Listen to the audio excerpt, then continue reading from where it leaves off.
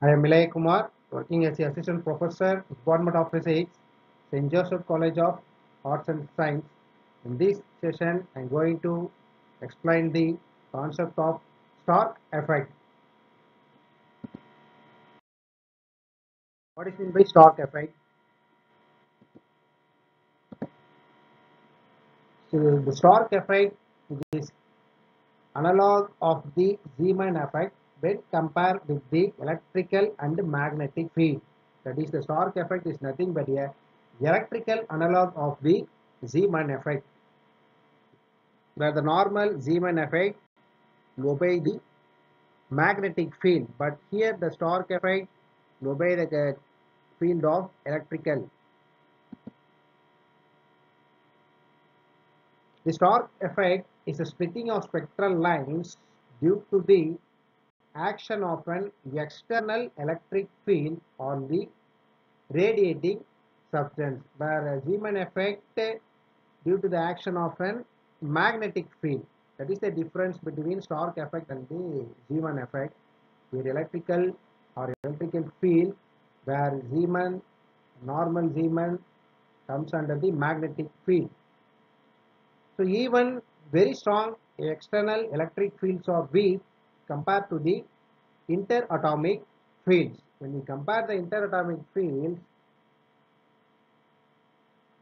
very strong external electric fields are becomes weak.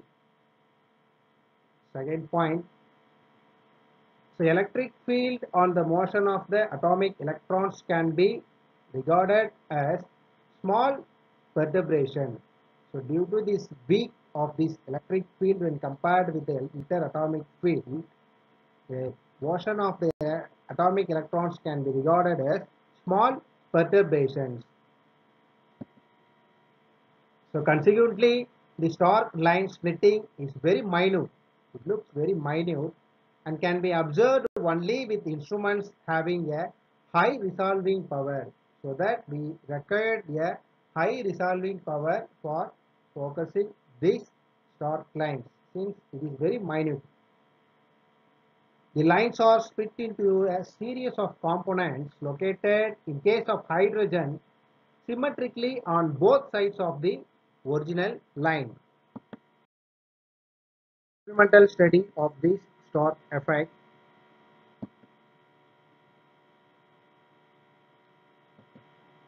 The first point of the experimental study. So canal rays are produced from the perforated cathode. See, so in this diagram there is a perforated cathode or placed.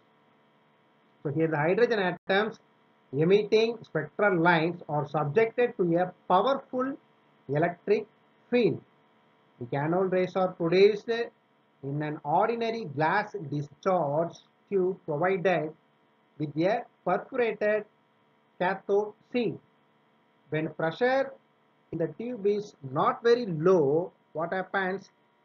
The discharge takes place between the anode A and the cathode C.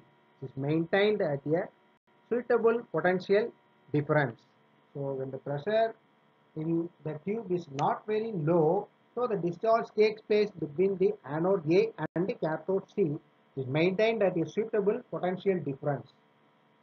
Then the canal rays stream through the perforations in the cathode and form behind the cathode narrow cylindrical bundles of luminous rays. So there is a cylindrical bundles of luminous rays will form. Then there is an auxiliary electrode F is placed parallel and close to C at a distance of a very few millimeters.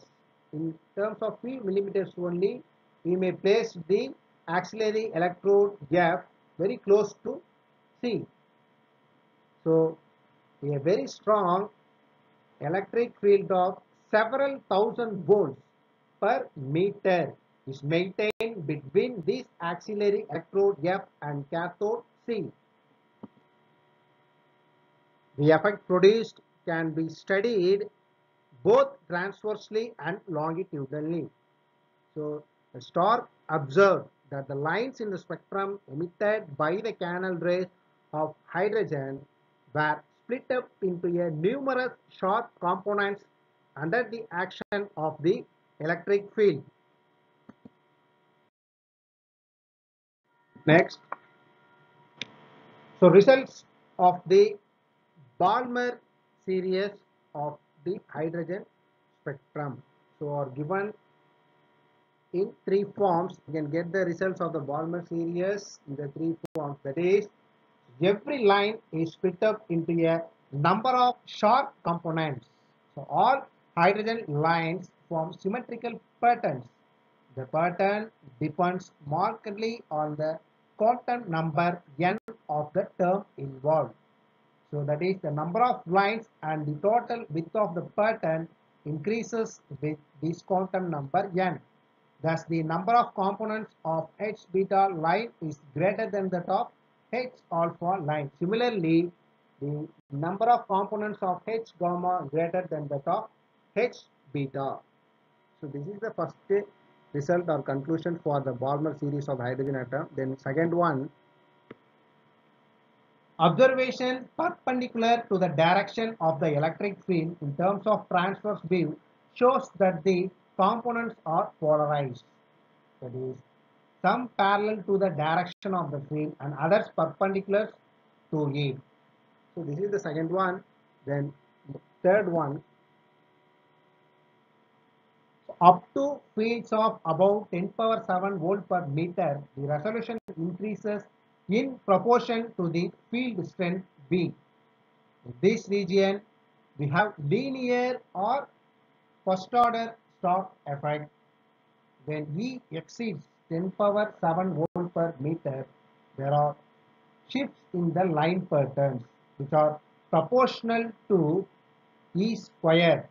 That is, we speak of the second order Stark effect. So these are the three results and conclusions for the Balmer series of the hydrogen spectra.